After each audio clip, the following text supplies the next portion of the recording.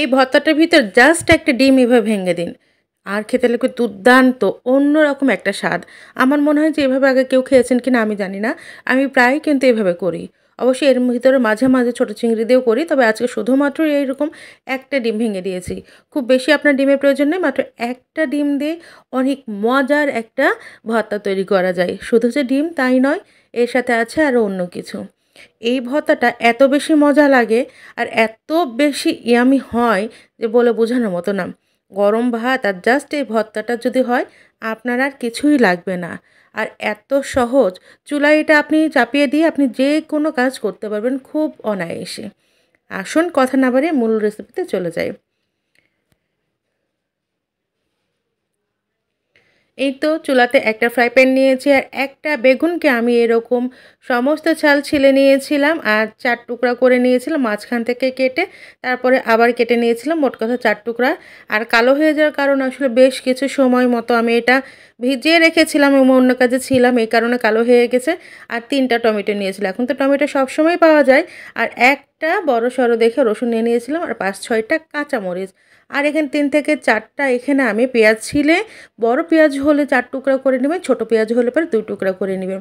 এই তো, আর কিচ্ছুই লাগবে না আপনার। মাত্র ঘরে থাকা এই কিছুমাত্র জিনিস দিয়েই কিন্তু আপনি অনেক মজার এই ভর্তাটা তৈরি করতে পারবেন। আর এত বেশি মজা লাগে। সবসময় তো আমরা বেগুন সিদ্ধ করে অথবা পুড়িয়ে ভর্তা খেয়ে থাকি, কিন্তু আপনি যদি মনে করেন যে এইভাবে একদিন করে খেয়ে দেখবেন, অবশ্যই আমাকে একটা ছোট্ট করে হলেও ধন্যবাদ জানাতে বাধ্য থাকবেন। এত বেশি মজা হয়।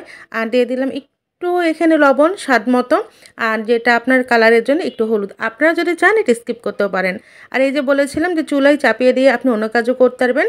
আর এইটা একেবারে স্লো কুক হবে, যেহেতু এখানে আমি পানি বা খুব বেশি তেল ইউজ করিনি, যার কারণে এখানে কিন্তু আপনার এটা একেবারে স্লো কুক হবে। একেবারে আস্তে করে চুলাটা জ্বালিয়ে দিয়ে আমি ঢাকনা দিয়ে ঢেকে দিয়েছি। আর এই যে কিছুক্ষণ পরে আমি এটা উল্টিয়ে দিলাম। আর এই যে পানিটা এখানে দেখতে পাচ্ছেন, এটা কিন্তু পুরোপুরিটাই হচ্ছে বেগুনের পানি বা টমেটোর পানি, মানে সবজির নিজস্ব পানি। আর এখানেই তো পেঁয়াজ রসুন মরিচ সামান্য একটু নেড়ে দিলাম। আর ঢেকে ঢেকে কিন্তু এখানে কাজ করছি। আমি একদিকে কাজও করছি, একদিকে কিন্তু আমার এই ভর্তাটা হতে আছে। এটা খুবই সহজ এবং অনেক সিম্পল একটা রেসিপি। আপনারা চাইলেই কিন্তু অনায়াসে করতে পারেন।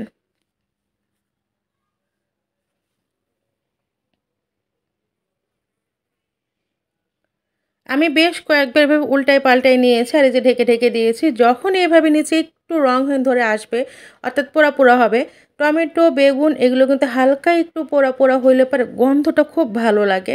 আর এই যে আমি একটু চেক করেও নিলাম যে সিদ্ধ হয়েছে কিনা, একেবারেই কিন্তু এইখানে পুরাপুরি সিদ্ধ হয়ে গেছে, কোনো রকম শক্ত নাই, কিছু নাই।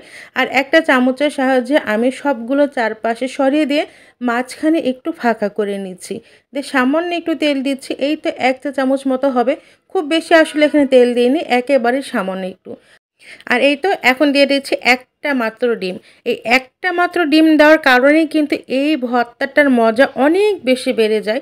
তবে আপনারা যদি মনে করেন যে না এখানে আমি ডিম ব্যবহার করব না, এমনি এমনিই খাবো, সেটাও কিন্তু খাওয়া যাবে। ডিমের উপরে সামান্য একটু লবণ দিয়ে দিলাম। তারপরে এখন ডিমটা খুব ভালোভাবে এখানে ভেজে নিচ্ছি। তো ঘুটা ঘুটা করে ভেজে নিচ্ছি। এখানে কেউ যদি চান যে না শক্ত করে উল্টিয়ে ভেজে নিব, সেটাও হবে। কিন্তু আমি এরকম ঘোটা ঘোটা করে নিয়েছি, কেননা এটা তো আমি আবার এইখানে ভালো মতো এটা এর সাথে মাখিয়ে নেব, এই কারণে। এখন কিন্তু মোটামুটি আমার যে ভর্তা করার উপকরণ যা কিছু ছিল সবই এইখানে রেডি। এখন শুধু ভর্তা মাখানোর পালা। তবে আপনারা যারা এইখানে ধনেপাতা এর সাথে অ্যাড করতে চান, আপনার ইচ্ছা করলে কিন্তু ধনেপাতাটাও অ্যাড করতে পারেন।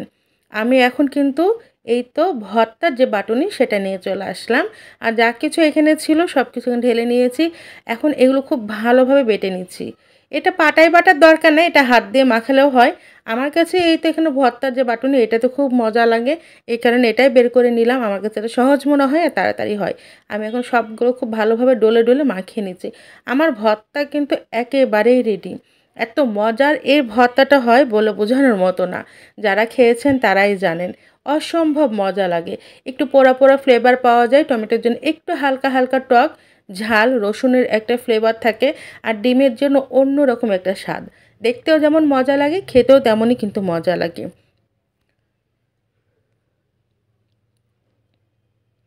এই তো আমার ভর্তা এখানে একেবারেই রেডি। আর ভর্তা মানে সরিষার তেল, সবশেষে একটু কাঁচা সরিষার তেল দিয়েছি ফ্লেভার অ্যাড হওয়ার জন্য। আপনি ইচ্ছা করলে এটা স্কিপ করতে পারেন, বা কারো যদি ভালো লাগে এখানে আরও কিছু দিতে পারেন, যেমন শুকনো মরিচ, ধনেপাতা। আমি এখানে কোনো কিছুই দিলাম না, আমার কাছে এগুলোই এখানে মজা লাগে, এই কারণে এতটুকুই দিলাম। তো জানি না আপনাদের কেমন লাগলো, কে কোথা থেকে দেখছেন জানাবেন। আর কারো যদি ভালো লাগে অবশ্যই একটা ছোট্ট করে কমেন্ট করে যাবেন। আরও যদি চান আপনার টাইমলাইনে শেয়ার করে রাখতে পারেন। সবাইকে অনেক অনেক ধন্যবাদ। সবাই ভালো থাকবেন, দোয়া করবেন, আমার পেজের সাথেই থাকবেন। যে যেখানে থাকেন আল্লাহ ভালো রাখুক, আপনাদেরকে সুস্থ রাখুক এই কামনার। আল্লাহ হাফেজ, আসসালামু আলাইকুম।